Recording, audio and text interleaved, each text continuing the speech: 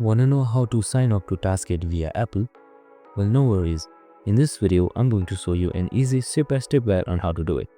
It's super simple, so let's get right into it. Now first up, open up your Taskade application. You can also do this via your browser, and it's the same steps. Now once you've opened the application, click on Login to Taskade. Once you've done that, the official Taskade browser should open. Scroll down a little bit until you see Don't Have an Account, Sign Up button. Click on this sign up button right here. Now click on Sign Up with Apple.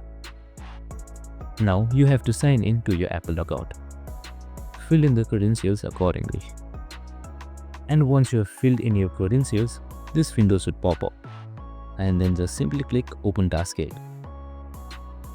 And after a while, Taskade should open with your new account in it. And that's it. I hope this video helped. If it did, make sure to like, subscribe and tune in with us for more related videos. See you in the next one.